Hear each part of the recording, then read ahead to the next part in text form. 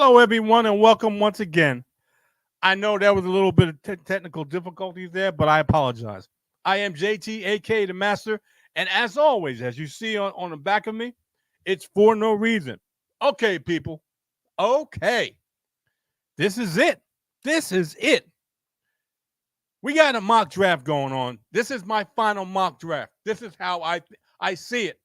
Now, you may not agree. You may definitely disagree, but somewhere between one or two of these picks is where these players I feel are going to go. So we're going to do two things today. This is going to be a nice show here. We're going to be doing two things. One, we're going to be talking about wide receiver rankings, like I promised. Last week with quarterbacks. This week is wide receivers. Next week is tight ends. And the last week and the last position I talk about is running backs. Okay? And that's the order I talked about earlier in the month, early or late last month. And this is what I'm going to stick to. Wide receivers are today. All right, people.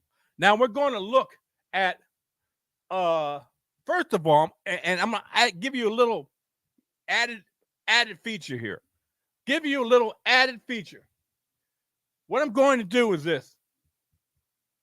I'm going to give you wide receivers that are strength of schedule. The strength of schedule for wide receivers. And then I'm going to break it down a little further. I'm going to break it down from week 1 to week 7. Who has the strongest strength of schedule for wide receivers. And then I'm going to go to week 8 to 14. So most fantasy football leagues go from week 1 to week 14. Okay? And then they have their playoffs week 15, 16 to 17. Some are different, but I'm just going with the majority. The majority of this is PPR for one. And the fact is, week 1 to 7 is strength of schedule for wide receivers as a team, not individual wide receivers, as a team. And then week 8 to 14, which is at the end of the regular season. Now, I didn't include the strength of schedule in the playoffs, but at least you have an idea of if you get the quality wide receivers. Now, like I said, some wide receivers it doesn't make a difference. They're going to do what they're going to do. They're that good. All right. But this is going to give you a general idea of what wide receivers should have a good first half of the season, and what wide receivers are going to have a good other half of the season, 8 to 14, 1 to 7, and 8 to 14. First, I'm going to give you the strength of schedule of the wide receivers overall from week 1 to week 17. And let me bring in my Mr. Co-host here, Mr. FSP to you. What's up, my man? How you doing? I'm good. I got Pet Patrol. You got what? All the pets on me, bro. All of them. My cat's crawling all on me. My dog's all on me. I got Pet Patrol. Oh, okay. Pet Patrol. Okay. So what? If you listen to what I just said, first we're going to go to strength of schedule overall for teams in the wide receiver position, and I'm going to show you this right now. Okay. And I see some very good looks here that these wide receivers. We're talking about some offenses that should be dynamic, and 1 to 10. Well, I'm looking at the Cincinnati Bengals, the Seattle Seahawks, the Jacksonville Jaguars, and the Detroit Lions with their strength of schedule. They got some dynamic players, and those dynamic players should be able to benefit overall from the wide receivers' strength of schedule in fantasy football. Talk to me. I mean, looking at it, Cincinnati, that would actually be a benefit to those that want to draft Jamar Chase number 1 over Justin Jefferson with the strength of schedule. I've seen it actually happen in several leagues where Jamar Chase is drafted number one, Sure. which is, it's each his own. Um, Jacksonville, I can see as well. After the one play in Chicago yesterday, I think DJ Moore makes that entire receiving core uh, worth it. Uh, Saints number one. I'll put it this way: if Mike Thomas can play, he and Chris Olave will make David Carr or Derek Carr um, a very happy uh, people that pick Derek Carr, a very happy owner. Detroit, man, I, I've seen Amon-Ra St. Brown drafted in the first round. Okay. I've seen him drafted in the first. That I understand the strength of schedule, but I don't know if he's a first round prospect. Okay. And I would not touch not one Indianapolis Colt receiver, not one. Hey, their strength of schedule overall. No, And, I know. and if you just have to wait until I show you 1 to 7 and 8 to 14. This is overall, people. And overall, believe it or not, the New York Jets are dead last in strength of schedule. Dead last in strength of schedule. So overall, now they may show up in either weeks 1 to 7 or 8 to 14, but they're dead last overall. So Aaron Rodgers, Garrett Wilson, the defenses that they have to go through, especially Garrett Wilson, is going to have a difficult time overall. All right, let me put it that way. All right, let me do this. I'm gonna go and do this. Let me show you the strength of schedule for week 1 to week 7. Okay, week 1 to week 7. The LA Chargers are number 1. Seattle Seahawks, Carolina Panthers, Pittsburgh Steelers, Cleveland Browns, Tampa Bay Buccaneers, and look at that.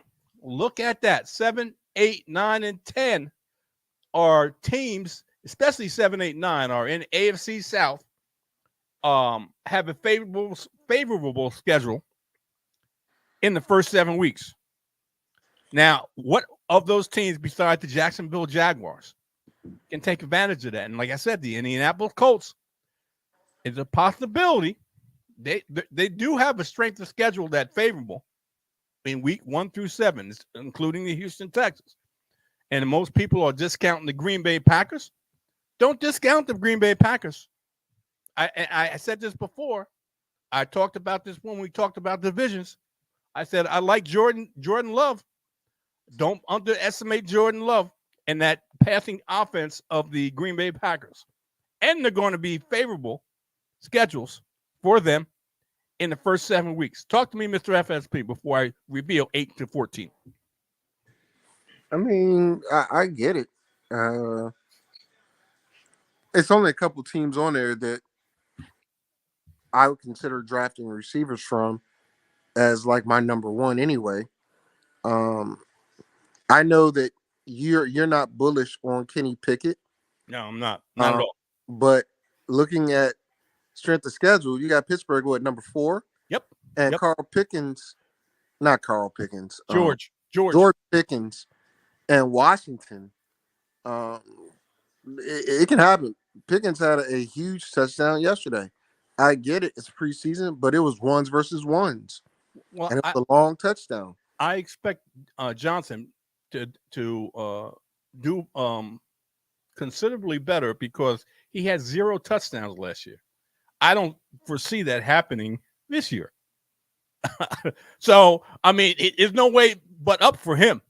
No way up for Deontay Johnson but up. 0 touchdowns. How often does a wide receiver not get a touchdown? A 1 or 2 wide receiver. And have over 100 receptions. Exactly. Yeah, exactly. That's what I'm saying. So you can count on him getting more touchdowns. That doesn't mean I like Kenny Pickett, because I don't. He's got to prove it to me. And if he does, fine. It'll be it. It'll be what it is. But What can I but say about that? but wouldn't Pickens and Johnson's success be, you know, proof that that Pickett has value? I mean, that they're hand in hand. Well, I That, mean, look, just because it's favorable, okay. Just that's what I'm saying. Wouldn't that mean that though? not I mean, necessarily. really?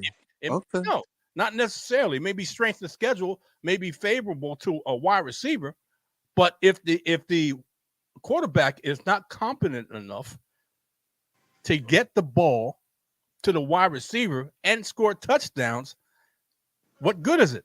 No, You you're follow? right. You're right. But if you're saying that um, Johnson, I keep calling him Johnson, um, Deontay Johnson is going to have you expect him to have a way better year. I mean, Well, he had over 100 receptions, and I'm quite sure he'll see the end zone. Well, I can't say quite sure. I believe he'll see the end zone at least 7 to 8 times. okay. I think, you know, to me, that would show that uh, the quarterback is being successful, especially when you have the opposite receiver doing just about the same. We And don't. Well, we don't know that. We don't know that. no, I we mean, don't. We don't. But the expectation is, especially with the strength of schedule, with them having the fourth best strength of schedule, the expectation is that they'll do better, translating into the quarterback doing better. That's the correlation okay, I'm making. that's fair. But like I said, the quarterback, he can't throw the ball to himself. So let me put it that way. Okay, he has 0 touchdowns. So even one is an improvement. That's true. So so come on. I just I'm a down on Kenny Pickett, and like I said, I could be wrong, but we'll see as the season progresses. But wide receivers for the Pittsburgh Steelers have the fourth easiest schedule, which is very good. Fourth easiest schedule in the first 7 weeks. All right, let's go to week 8-14. And this is getting crunch time here. 8 to 14 is crunch time. It makes a difference because the fact is going into the 14th week or 8 to 14, you want the maximum that you can get from any of your positions. And we're talking about wide receiver positions right now in order to make a push to get into the playoffs. What I'll do is show you what this is, and then we'll go from there. 8 to 14, New Orleans. Now they were number one. I'll show you that again. Strength of schedule overall, the New Orleans Saints and the Green Bay Packers and the Tampa Bay Buccaneers. Well, look at this correlation. You got the New Orleans Saints, Tampa Bay Buccaneers, and the Green Bay Packers. Overall, the New Orleans was 1, Tampa Bay was 2, and the Packers were 3. Now the Packers aren't 3, but they're 4. But that's what I'm saying. And if you see what I'm saying at number 9, at the down the stretch, the New York Jets have the 9th easiest strength of schedule for wide receivers. So Garrett Wilson, even though people may call him trash because they're going to have a difficult time overall in strength of schedule for a wide receiver, and more than likely, maybe you give some disgruntled owners with Garrett Wilson and give him away within the first 7 weeks. He's got the 9th easiest schedule. Him and Aaron Rodgers between week 8 and 14 should flourish. They should flourish. Not to say they won't, but they should flourish. They'll have a better opportunity to pick up the numbers from besides week 1 to 7. All right. What I'm saying is, Mr. FSP, you look at this list. Tampa Bay is second. New Orleans is number 1. Green Bay is number 4. And Chicago slides in there. And there's And Indianapolis is also in there. Talk to me, Mr. And Seattle. Gino is in there. Talk to me, Mr. FSP. So, as you said, 8 through 14 is your playoff push, right? Mm-hmm. Um, I'm looking at Jamar Chase, Tyler Boyd, T. Higgins. I'm looking at Garrett Wilson, and whoever thinks Garrett Wilson is a bust or a bum in the first couple of weeks, they don't deserve to play fantasy because they're not smart. Um, Tennessee, and here's the thing with Tennessee, they've got Hopkins, but if Tannehill goes down, from what I can tell, They in trouble. their receiving core isn't going to be worth anything anyway. Definitely. Tampa Bay, they've got some great weapons, but we're not confident about the trigger puller. I honestly think this is the first year Mike Evans isn't going to hit 1,000 yards. Um, New Orleans, again, New Orleans, depending on if Mike Thomas plays and stays healthy throughout this time frame, Chris Olave and he are a dynamic duo with Derek Carr throwing the ball. And I know you're talking about receivers, Yes. but at that time, Alvin Kamara should be back. So you have Yes. the combination of him running and catching the ball with Williams running the ball as well. The receiving core will have opportunities. So I like that. The rest of those teams, shy again. DJ Moore is the right now looks like he's going to be the guy who caught a 79-yard screen pass for a touchdown yesterday. 62-year. 62. And 62. But look at the pass. Come on. I get it, but what I'm saying is if you can do that against a number one uh someone's number one defense, right? That tells me your offensive line play is good because there wasn't any holding calls. There weren't any blocking the backs. Um, I like him and Claypool, Justin Fields, and I know you're not talking about quarterbacks. I know you're not. No, I understand that. Go ahead. Justin Fields is being drafted as the 6th quarterback off the board.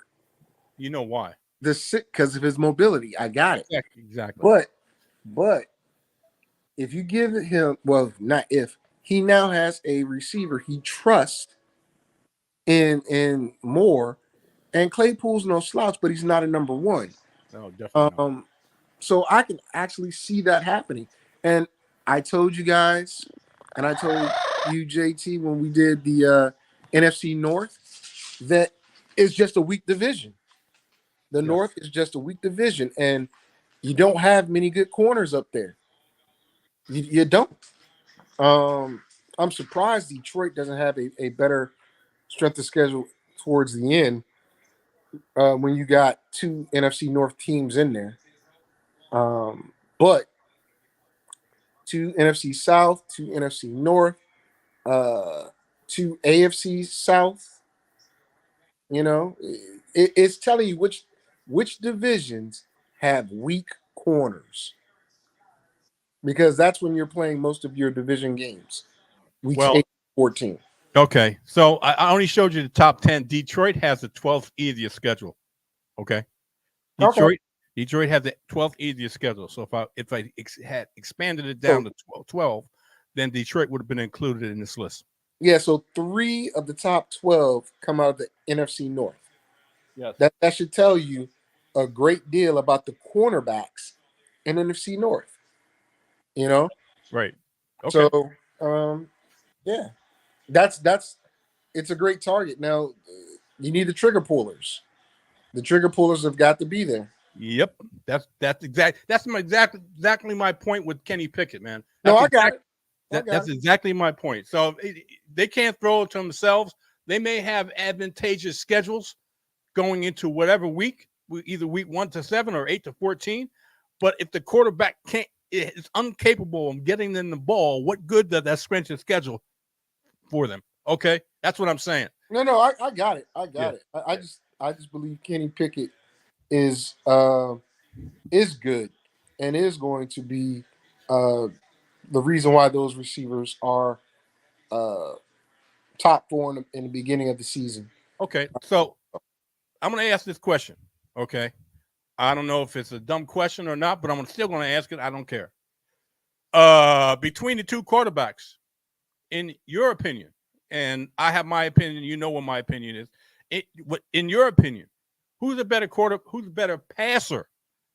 Not a quarterback in the I know. quarterback I'm position. glad to clarify. Who's a better passer? Kenny Pickett, Justin Fields. Pickett. Okay, no problem. Let me put it. The say reason why I say Pickett is because I prefer his decision making over a big arm. I I'm gonna tell you where I'm taking this from. I'm not taking it from a fan perspective okay. of okay, big. I'm taking it from a coach's perspective. All right. Whereas I've had somebody with a big arm, a big body, Right. but always would decide to put the ball in a bad place to get it to his favorite target. Kenny Pickett is smart with the ball, and he does check down, but he also gives his tall and somewhat medium sized receivers opportunities or better opportunities to make plays on the ball. He's not okay, let me just throw the ball up and make it a 50-50 most of the time. And that's where right now Fields is. Fields, in my opinion, is a uh, like I told you about Sunshine, about Mm-hmm. Trevor Lawrence when he first joined the league. Right. He's a throw it up 50-50 ball guy. And he's under Doug Peterson. He's beginning to look a little better as opposed to just throwing the ball up. So that's my reasoning as a coach and a fan why I think Kenny Pickett is a better passer. Okay. No problem. You have your opinion. I have mine. I think Justin Fields is going to surprise a lot of people in the passing department. But it is what it is. Everybody has their opinion, and even the experts have their opinion, and they don't get everything exactly right, and neither do I, and neither do Mr. FSB to you. But we have our opinion and give an educated guess on what these guys are projection, an educated projection, how these guys are going to be. And that's along with the wide receivers that I have a list of. I had promised you people that I was going to give you two things today: a wide receiver list on how I rank the wide receivers 1 through 12, and then we're going to go into our mock draft, and we're going to have fun with this. We're going to have really good fun with this. Anyway, let me present to you my list of wide receivers. Okay. Let me get this out of the way. And as you can see, I have Mr. Jefferson at number 1, Chase at number 2, Tyreek Hill at number 3, You are so disrespectful. and Cooper Kupp 4, Stephon Diggs 5, AJ Brown 6, and who do I have 7? Let me get there. Let me get there. CD Lamb is 7. I think CD Lamb is going to go off this year. Devontae Adams at 8, St. Brown at number 9, Garrett Wilson at number 10, Jalen Waddle at 11, and Mr. Chris Olave at number 12. Mr. FSP, your thoughts? As I said, I don't know if you heard me. You're very disrespectful. I heard you. I heard you. I was going to wait until Um, the whole list came out and what I had to say. Devontae Adams behind Diggs and Lamb. I know why you put him there. I understand why you put him there. I just don't think it's respectful or right. Okay. But like I said earlier, I'm seeing Amon-Ra St. Brown getting drafted in the first round above Adams. Okay. I'm seeing uh, uh, Lamb being the fourth receiver taken behind uh, Chase, Jefferson, and Cup. You know, I've seen Hill as high as number 4. Uh, and I think Brent, Louisiana Kunas, has had a good take on this yesterday on the Fantasy Sports and Politics show when he said, where is football going when like the first 3 or top 2 players in fantasy are receivers? I Mhm. mean, legit, right now, you have a real case of having Jefferson or Chase. And in some cases, if you're a Jerry Taylor, Tyreek Hill being the number 1 receiver taken, number 1 player taken in the draft. You know that's not me. Stop. Stop. Stop. You know damn well that's not going to happen. Well, Come on. I'm just saying I can understand if you have the number 1 pick, you're taking. You already said you would take Chase number 1, so I I would don't. take Chase number 1. I would. So why? Okay, then why do you have him number 2 over Jefferson if you would take him number 1? That's a question, not a criticism, Yeah, I but that's a understand that. question. Well, let me put it this way. They're interchangeable. They're interchangeable right now. And I said this last year, and I'll say it again this year. I love that Minnesota offense. I love that Minnesota offense. It looked terrible, bro, the other day, but I got you. That's preseason, man. I know, I keep trying to explain to people that preseason they're trying things that to see if they work, and they're just doing experimenting. They're just putting in work, getting reps. That's all they're doing. And if they don't put their starters in, it don't mean a hill of beans. If they do put the starters in, the starters aren't going to be going balls to the wall. I say it like that. They're no, going. no, no, They're going to be going to get out there and get their reps. That's about all. no. I get what you're saying. I'm talking about the plays Oh, well, and the hey, execution. I looked at the hey, game in full, if you look and at it, it just looked terrible, man. if you look, The offensive play calling was terrible. Even their basic well, look, plays, it was terrible. you didn't listen to what I said, Coach. Okay, I No, want I heard you. to. It's just repetitions. They're trying. They're trying things. They're going to try things to see if they work. If they don't work, they're going to throw them out. But they got to try them to see what's good for the players that they have and what's bad. So it's a trial and error for the most part for these teams that have especially prolific offenses. They're just trying different things. That's all. That's all. No, I got you. I mean, I So agree, but that it just looks this even those tries. Like I'll put it this way: the Minnesota Vikings, they're one of few teams in NFL that run with a fullback, right? Very few teams use a fullback now. okay. That's true. But their basic I formation plays, um, and I get it. Teams are defenses are faster and stuff like that, but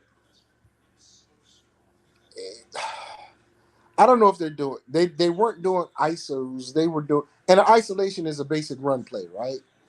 Um, the lead draws or lead counters and stuff like that. I don't know if it's the offensive line or it's the runners or what, but the execution of those basic plays just didn't look Well, good. it was the first game of the preseason. Come on, No, first game of the preseason. I got it. And the fact is, if I'm not mistaken, Minnesota threw the ball more than anybody in the league. So What yesterday or last year? last year, if I'm not No. mistaken, Yeah, I was talking Minnesota about threw the last year. ball.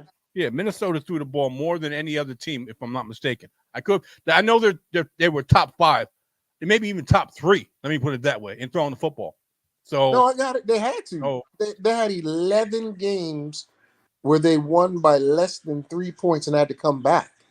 oh yeah, I knew that. So 11 out of 17 games, and what did they lose? Like 4? Yeah, because they were 13-4. So 11 of those 13 wins, they had to come back in because nothing else was really working. Yeah, But I don't want to go down that rabbit hole, um, because you're talking about receivers. right. But yeah, And the and you fact, just had an ESPN notification. You in a draft already, Mister? Don't draft too early. no, that's not draft. I don't draft. I draft. I do mock drafts. I don't do real drafts. I do mock drafts. Everybody in fantasy football should do mock drafts to get an eye, especially when you know what position you I are. knew you was going. I knew you were going there. I knew you were going to go there. Yeah, let's get to your top 10 or your top 12 first round. I got Okay, to see who you plan to pick at number 3. Already know, but show the you people, you think you know, you don't know. You have no dude. idea. I do. I do. Okay, Ladies and gentlemen, if Jerry does not pick Chase, or Jefferson or McCaffrey number and where he's going to be picking at, I would stop listening. I'm going to stop listening to him on anything he says okay, because no that, problem, no problem, no problem. After the show, I may have a change of heart because we have two or 3 weeks, at least before our draft, and I may have a change of heart. But right now, and this is how I see. Let me just get this out the way. I'd like to make a trade offer live on air. What's I'm going that? to just throw it out there. I want your first round pick and your third round pick for my second and my fourth. No, no. Wait a minute. For your second, so you're going to have 2 first round picks. Is that what you're telling me? Is that What what you're does that saying? matter? What does that No, matter? no, no, no. I'm asking you. I'm just asking because I'm just you put that out there, and I just asked the question, one question. So Possibly. that means you're going to have 2 first round picks. Am I correct in that? I mean, I don't know. I might. Okay, okay. As of this point, I'll say no. Okay. Anyway, let's move on to the I'm trying to get to number one. And I got to package some well. picks for number one. So Uh, like I said, I got number 3. I'm happy with number 3, and you go. You're not going. I don't know what 4 + 8 = 6 or whatever it is. after, It's. I know who's number 4 and who's number 8 that equals a 6 touchdown. it took Is you that it took you so freaking long. no? It took you so long. It took you Well, so listen, freaking long. listen, listen, Come Linda. on, man. Listen, It listen. took you so long. I can't believe that. Well, that And means you consider yourself a smart person. Come on, man. are you taking a shot? Okay. So you're Are gonna you get Dak plus Cook. So you're gonna try to get Dak and Cook to equal 6. I got you now. I who? got you now. Dak I and Cook? follow what you. I Hey, what follow can I what tell you? you're doing What can I tell you? What can I tell you, man? Anyway, because that's any, what you're looking at. Dak and Cook. what can I tell you? If that's what you believe, go right ahead.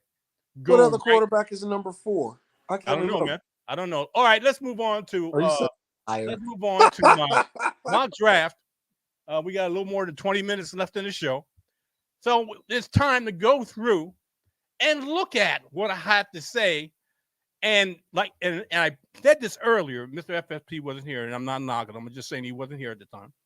That these positions can change, can be interchanged, give her up. Some can go up, and some can go down. But this is how I see it right now. And this is Now I'm your not. final one, right? This is your final one This is for my. for this summer. But So what this I'm. is But stone. what I'm saying, you're not listening to what I'm saying. What I'm No, I saying am. is, I am. I'm saying that some of these positions, I have them as I have them right now. But some of these positions can move up or down depending on your preference. Let me put it that way. Depending on your preference of whether you think that you want to, whatever you're at, and you're waiting for a certain player, that player may fall to you depending on your league draft. Now, you can mock draft, and I'll say this: you can mock draft all the freaking time you want, every time, every week, every day, every hour, you can do a mock draft in the position that you know you're in. Okay, it doesn't mean I can't say it doesn't mean the hill beans. It does mean something because you get an overall idea from different draft participants what can happen in your draft. But I have to put this but in here. But every league is different. Everybody has an opinion in your league, and quite naturally, most of the time, it doesn't totally agree with yours. So they can pick where you think they're not going to pick, and they're not picking where you think they're going to pick. Meaning, you think that Justin Jefferson is going to go first. Somebody may take Pat Mahomes first. You think Christian McCaffrey is going to go 3, 4, 5? Somebody may have a different opinion, or the league may have a different opinion, and he can go later. Case in point, last season, Christian McCaffrey went 7th or 9th, depending on where I drafted. That's where I got him, 7th or 9th. When most people were discounting, other than yours truly, was discounting CMC, I was telling them take him number 1. They were taking him, and I got him at number 7 or 9. Okay, that's what I'm talking about. You don't know. You can do mock drafts all you want in the position that you know you're in, and get an idea of what players go before you and after you. But until you get actually into your league draft, things change. And if you have multiple leagues, and you're in, it'd be in a coincidence that you're within 1 or 2 picks of, say, I'm in the third. I have the 3rd pick in our league. I have another league that I'm in the 5th pick. So that's 1 or 2 picks between 2 leagues. And you can go back and forth to see what gets taken and who gets taken and where. But it doesn't, just like they do preseason games, and you could try things in preseason games, and then, but you're just trying things in preseason games. It can be totally different during a regular season. I'm talking about it can be totally different in your draft. So you get an idea. It's good practice, but this is how I see what I see. Now, I'm going to talk about these players in each one. At number 12, as you can see, I have A.J. Brown. He was a big hit as in last season as the Eagles wide receiver 1, finished as the wide receiver 4. And he combined with an offense that would be willing to throw more than his old team to unlock whatever his fantasy football season was.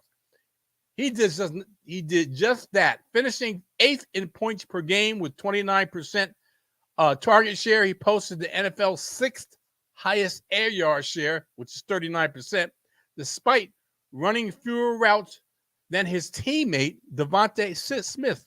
So he was more efficient than Devontae Smith in running his routes, in fewer routes. AJ tied to a bow on his first year in Philadelphia, 2nd overall in yards per route run, which is 2.89, behind only Tyreek Hill, and 6th in yards after the catch per reception. He's 26 years old. More, in my opinion, he's probably in his prime right now, and remains in his and he needs to be valued as such. That's why I have him at number 12, and I wouldn't be surprised if somebody takes him earlier than that. I got A.J. Brown at number 12. Mr. FSP, talk to me. I mean, you might as well put number 8, Amari Cooper, there, because it ain't worth it. But 4 is Deshaun Watson. I got your little name, your little Cleveland Browner. A.J. Brown at number 12. Come on, man. No. I know you ain't got much time, so I'm not going to elaborate too much, but no. I got more than enough time. Anyway, I got Mr. Diggs, who remains an elite wide receiver in the NFL. Now, he's had 3 consecutive seasons with at least 100 receptions, 1,225 receiving yards, and 8 receiving touchdowns. Diggs was the wide receiver 6 in fantasy points per game, with also ranking 6 in open rate. He also finished top 10 in target share and red zone targets when he was 4th. In yards per route run, he was 3rd.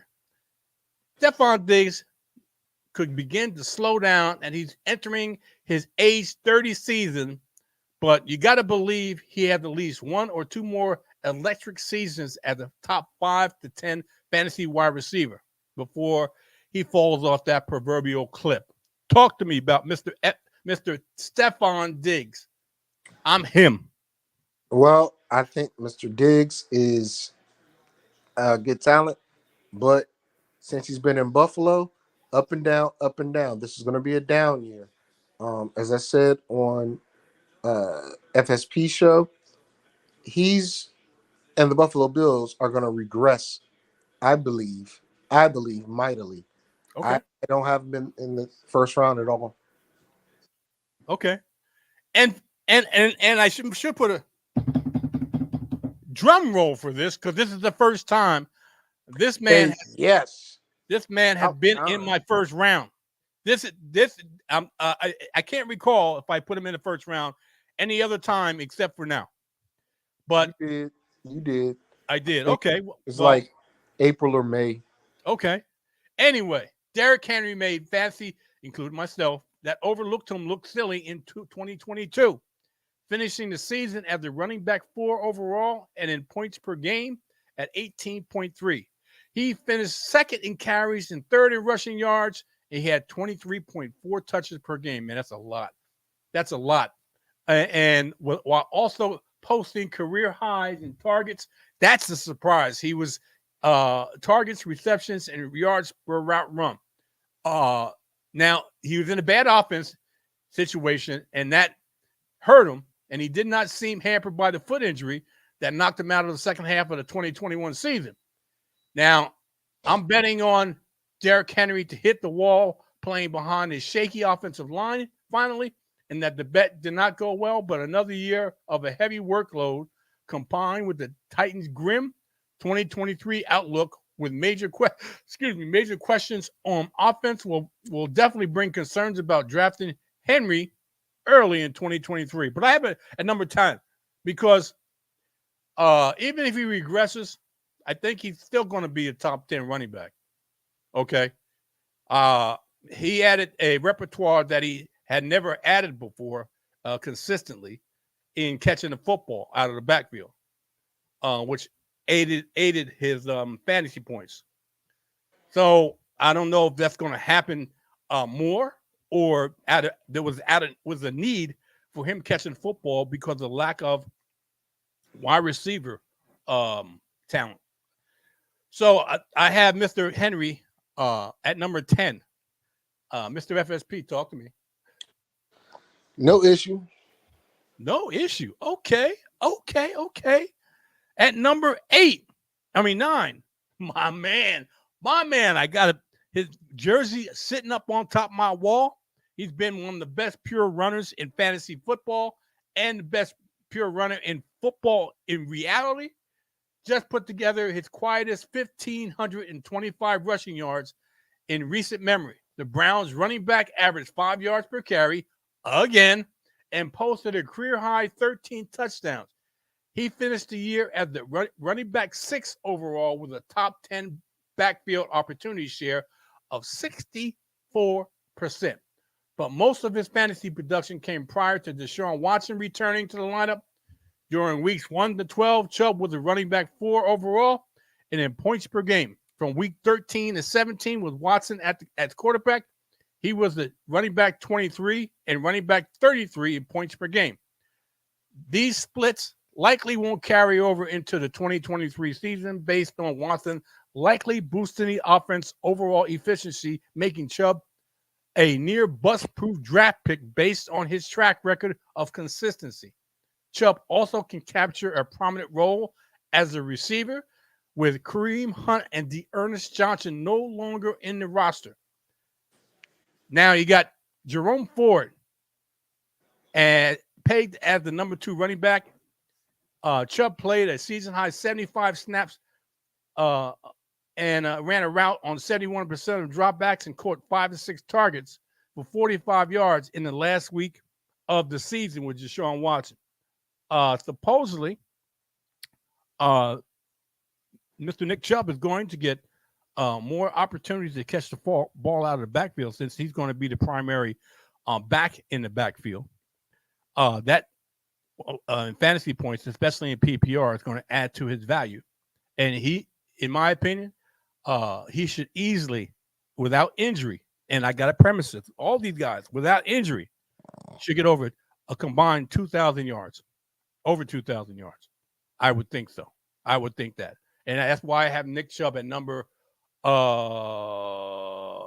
7? No. 8? Then number 8.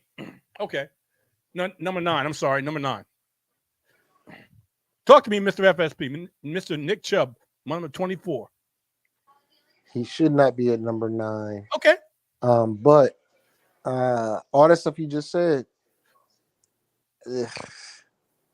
I mean, the proof is in the pudding. I think Felton might eat into some of his touches, but not many. Again, I don't have a problem with Nick Chubb being where you have him.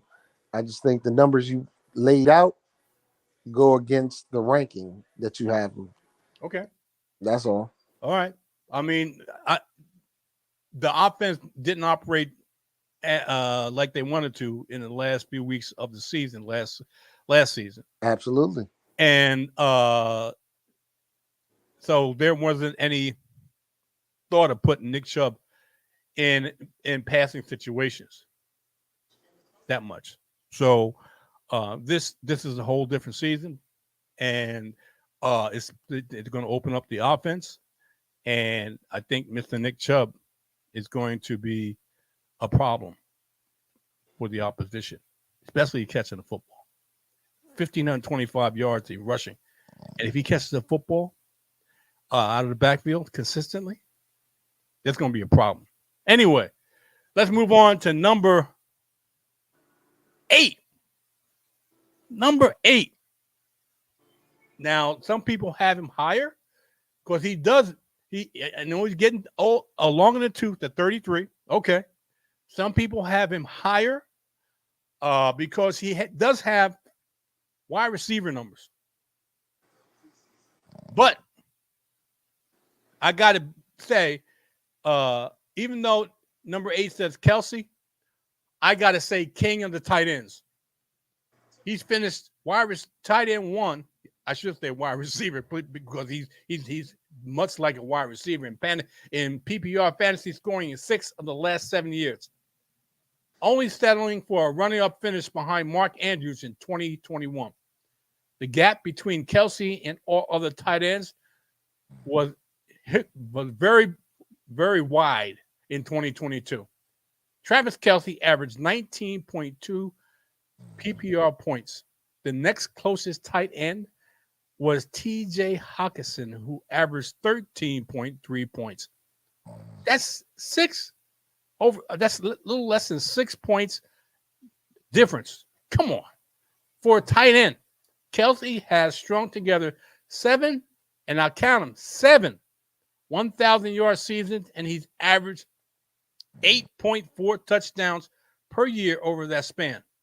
In 2022, he had a career-high 110 catches for 1,338 yards and 12 touchdowns.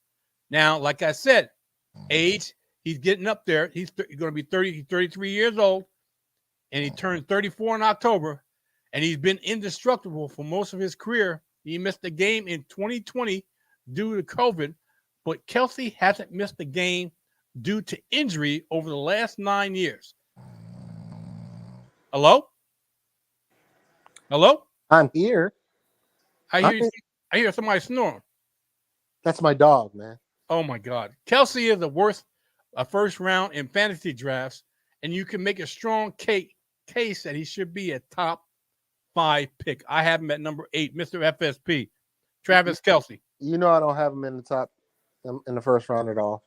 I mean, people do, just not me. So okay, I don't think he's as valuable as a running back. and I get his value to the Chiefs and all that, but I don't think he's better than um, Henry or Chubb. So Okay. Let me say this. At number 7, I know Mr. FSP doesn't agree with it, but at number 7, actually, I do. So don't put words in my mouth. this is a change of heart. This is the change of heart. Because the Well, I heard something. I'll tell you once you finish. I'll tell you what I heard. But okay, Robinson finished the 2020 college season as Pro Football Focus second highest graded rusher in the FBS. 18 rushes, 18 rushing touchdowns, and 1,575 rushing yards, and a dominated rate in 37% in its final year at the Texas Longhorn. He finished 104 tackles, 40% broken tackle rate, which has shown to be a super predictive of successful rushing at the NFL level. Compared to last year's running back class, only Brees Hall posted a higher dominator rating, 40%.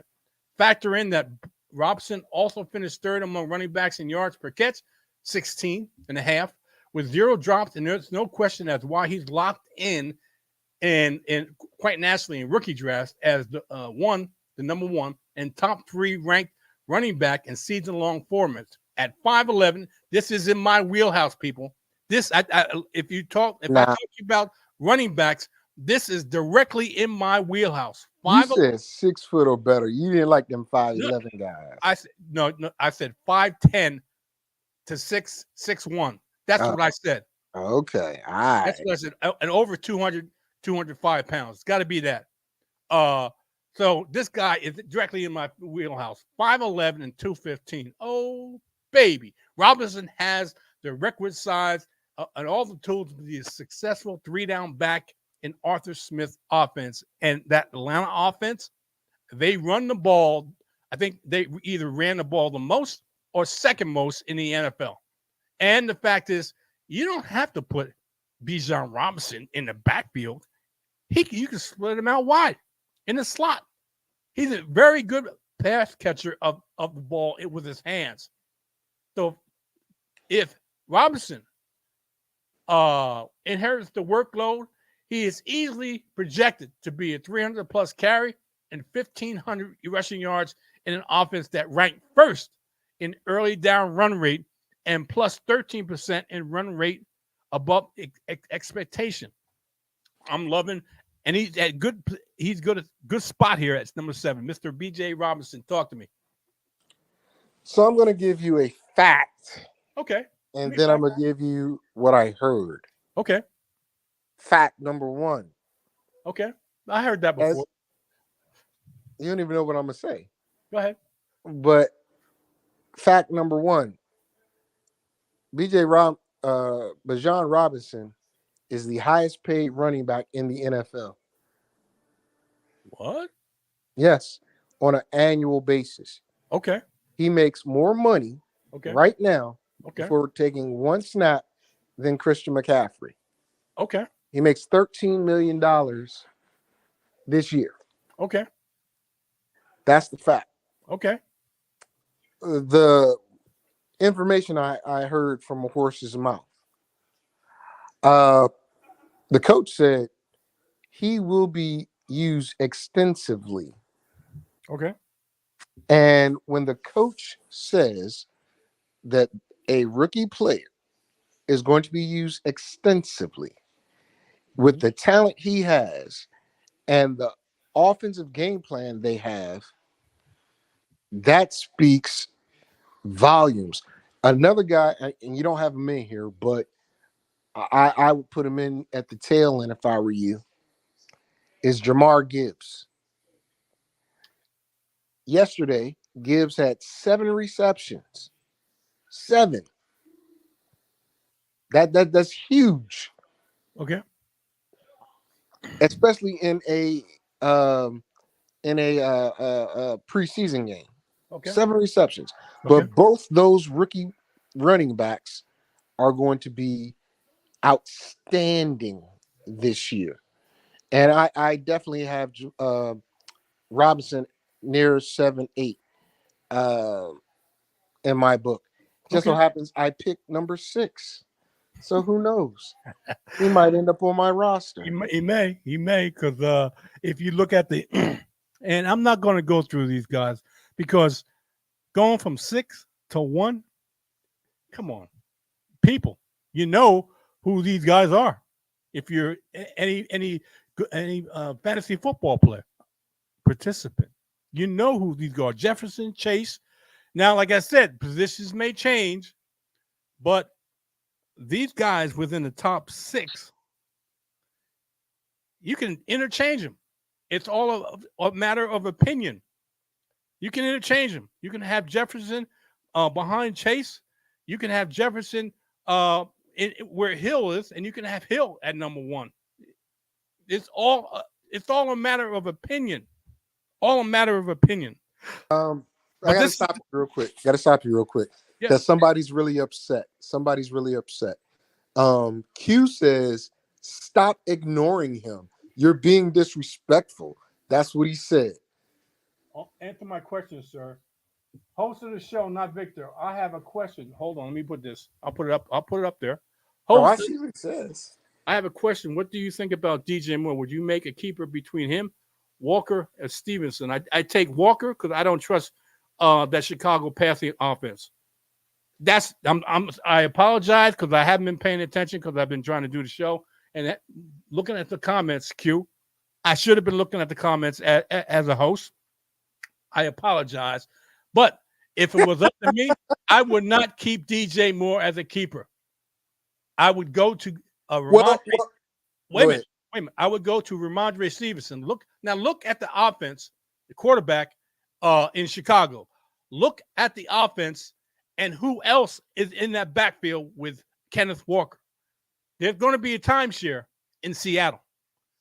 Who does Stevenson have realistically as a timeshare? He's going to be able to run the football and catch the football with that Bill O'Brien offense. I would definitely make Ramondre Stevenson a keeper if I was going to keep him as the keeper, not DJ Moore and or Kenneth Walker. Hope I answered your question. Well, he didn't ask me, so I'm not gonna answer because I got a totally different thing. But Okay, well, talk to me. 'Cause I'm no, going. no, he said Mr. Host, not Victor. So I'm Okay. gonna keep my thoughts because I have a difference of opinion with Well, you. But I want you to. I'm the host here. Am I the host? well, I mean, you gotta cater to your listeners. Well, I cater to my listener, but I also want your input.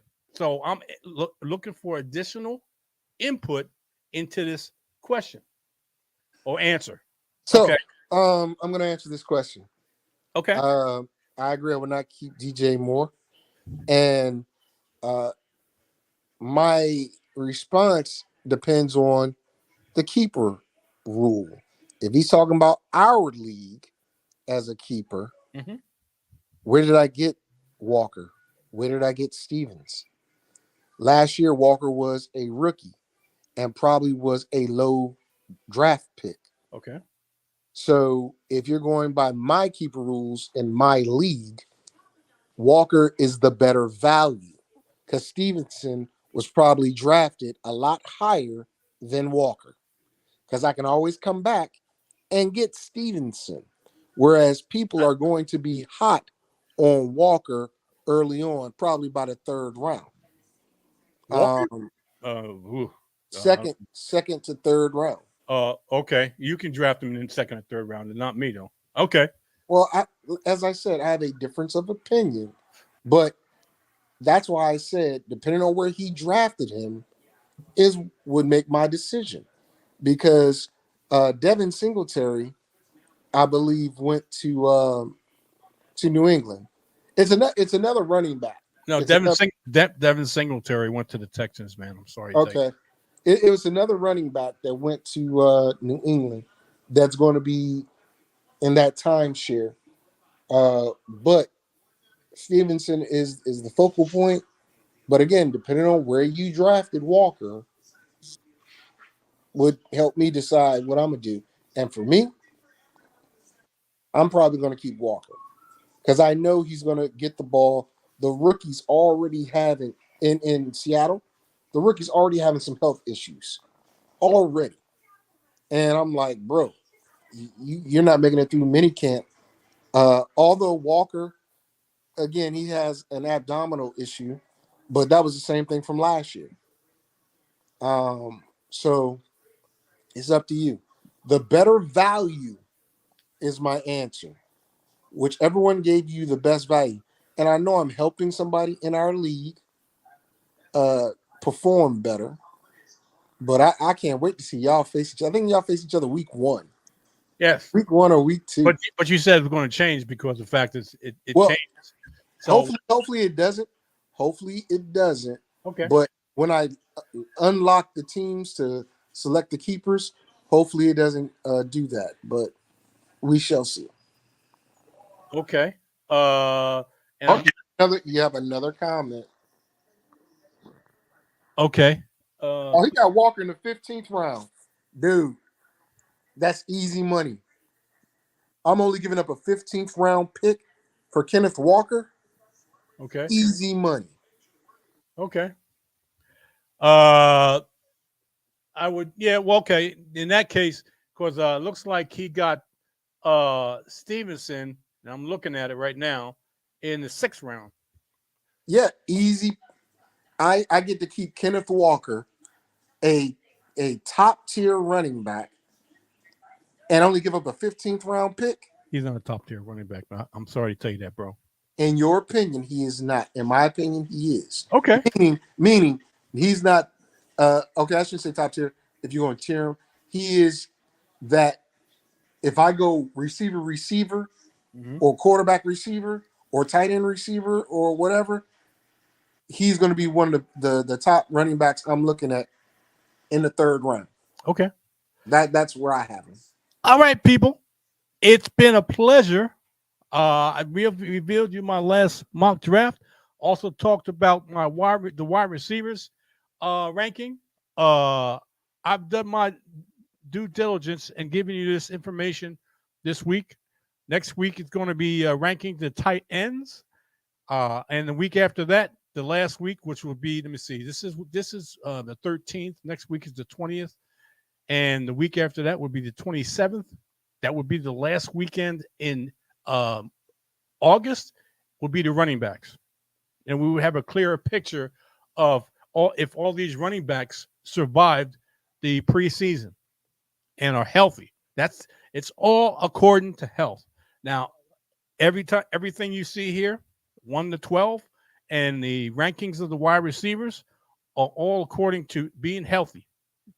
And I got to put that at a disclaimer. Any of these, let me put it this way, and I'll premise it like this, and I've always said this. I got 1 through 12 in my fantasy football mock draft, and this all pertains, or I should say, it all depends on whether they're healthy. If any of these players get hurt within the 1st round, they're a bust. They're a bust, no matter how many points they put up. They're projected to play all 17 games and be in somewhat in this order in fantasy. Oh, I got if they get hurt before then and they don't reach their projection or what you think they should be, they're a bust. Plain and simple. They can play half the season, a quarter of the season, 3/4 of the season. They're a bust.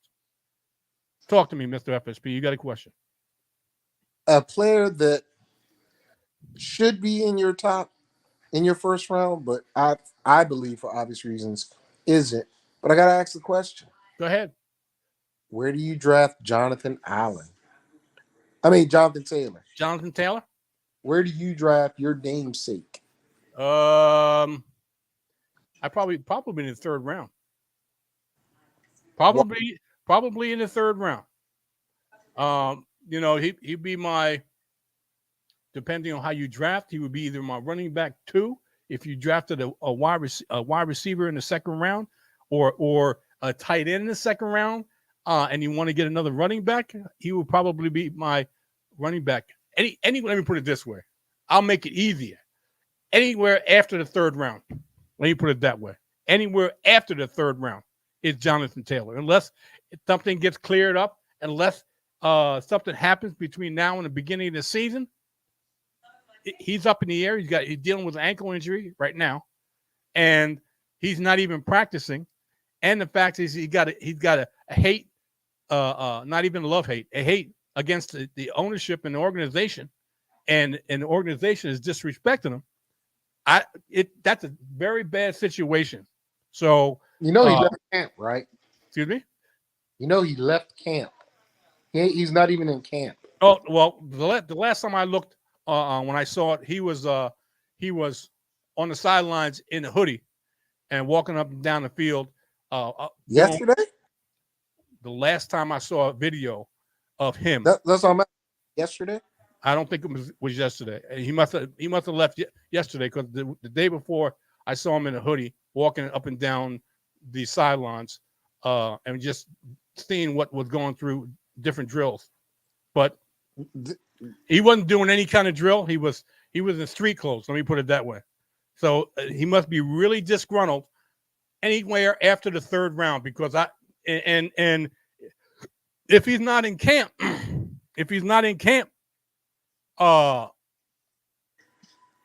and come opening season, he's not anywhere to be found, I can't draft him. What about Josh Jacobs? Ooh. Josh Jacobs hasn't even shown up. He hasn't signed any contract either. Excuse me? He hasn't signed a contract either. I understand that. So if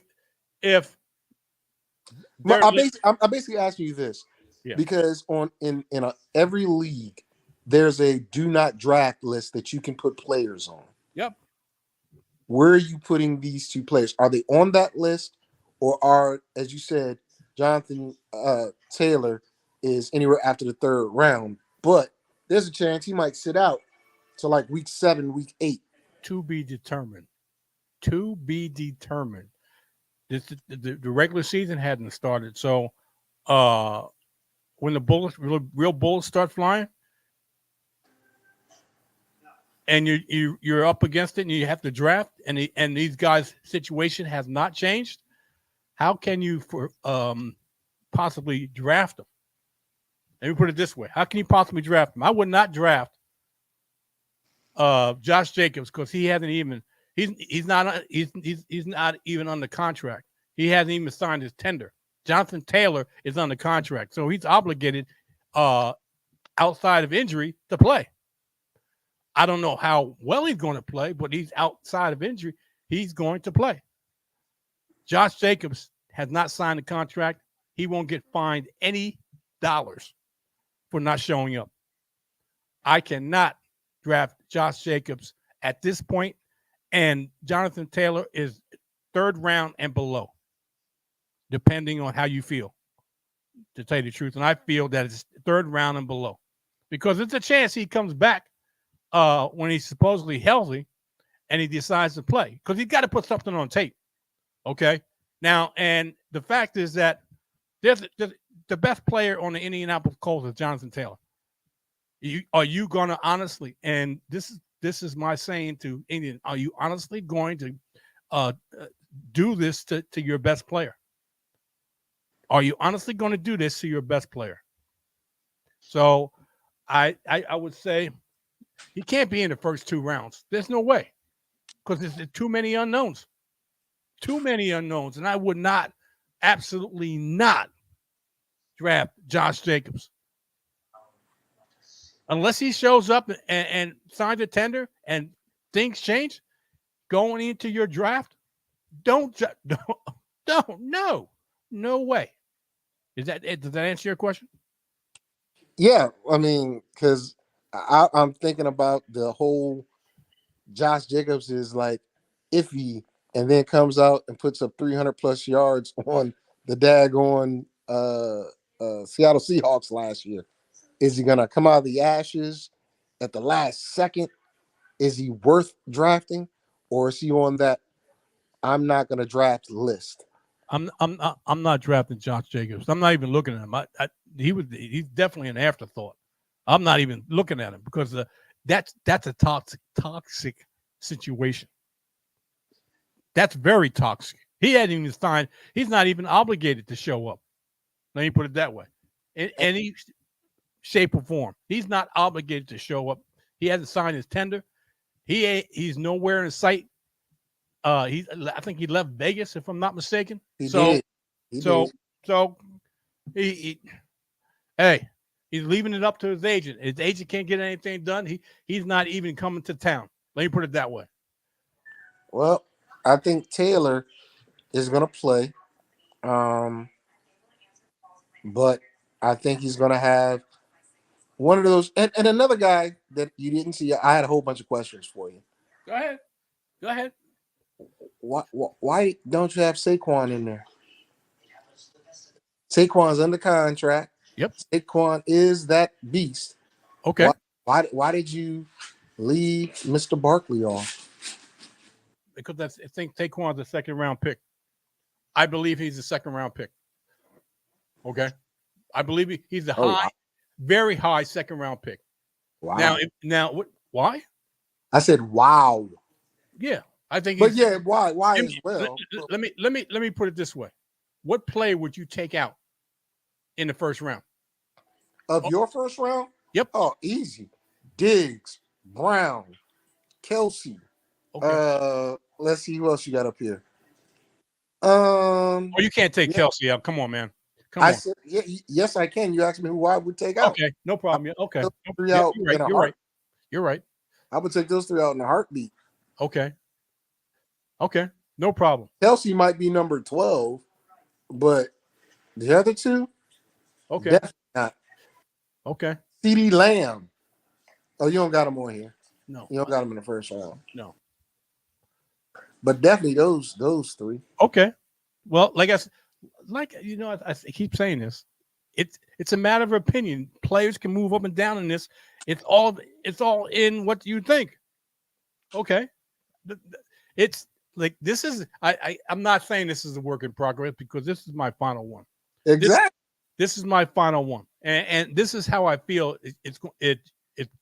You know what? I understand people like Saquon Barkley, so they're more than likely they're going to take him probably in the bottom half of the first round. I'm not putting him there because I think the players that I put in the bottom half of the first round are better, going to produce more than Saquon Barkley. So that's my opinion. All right? Oh, that's fine. Okay. That's fine. All right, people. It's been a pleasure. And tune in next week where I'll be talking about tight ends and in fantasy, getting closer to our draft. I don't know when our draft is, Mr. F. Did you vote? Yes, I did.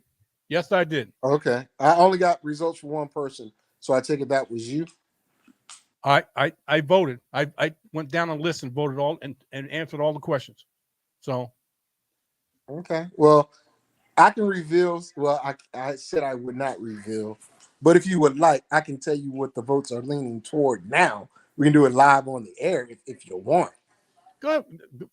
Okay. Have at it.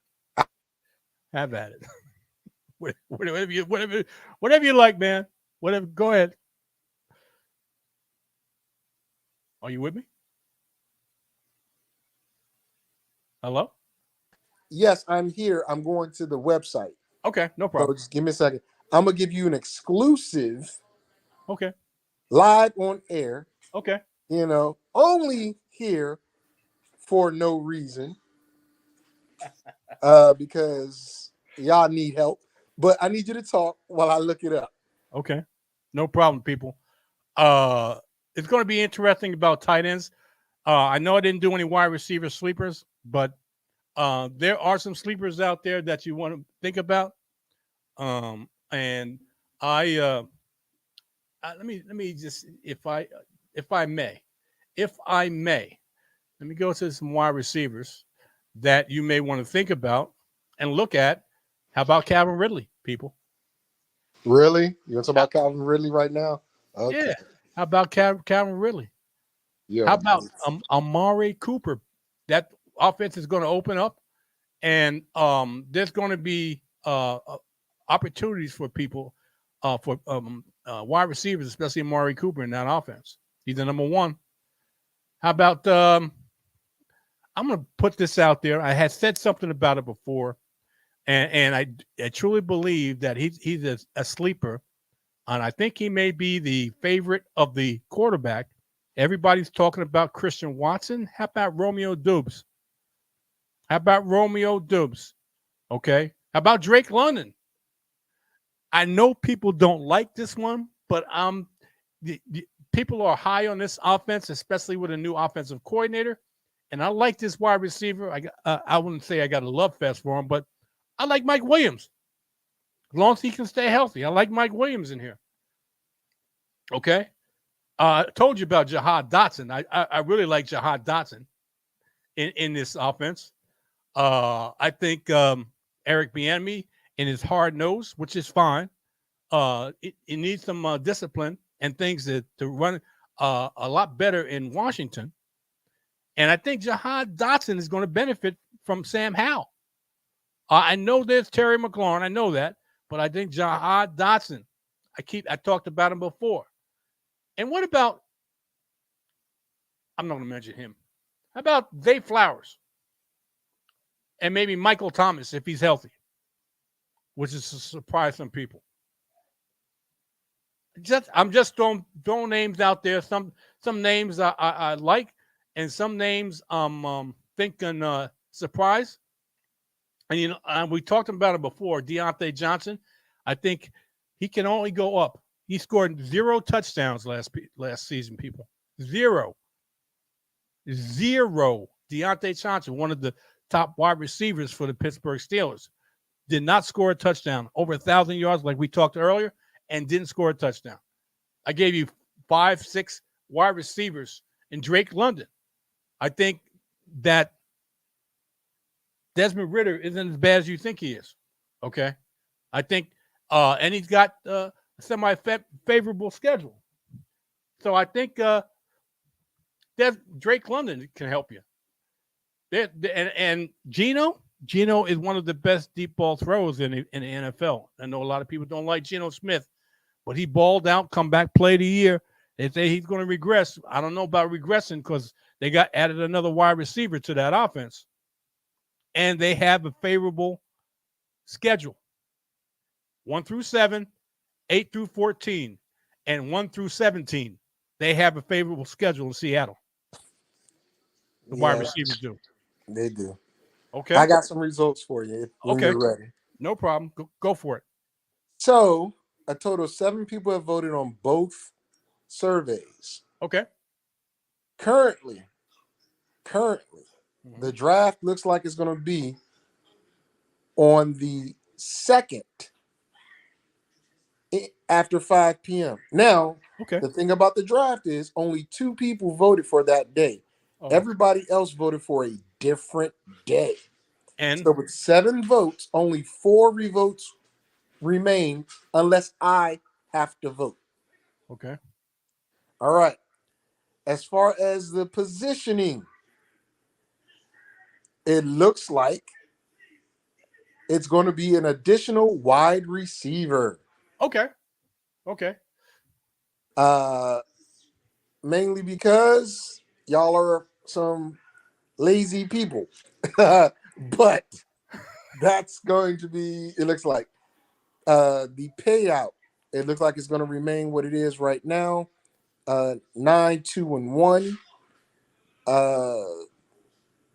What else? I got to go back because I forgot and I got to go to the website. So give me 1 second. Go ahead.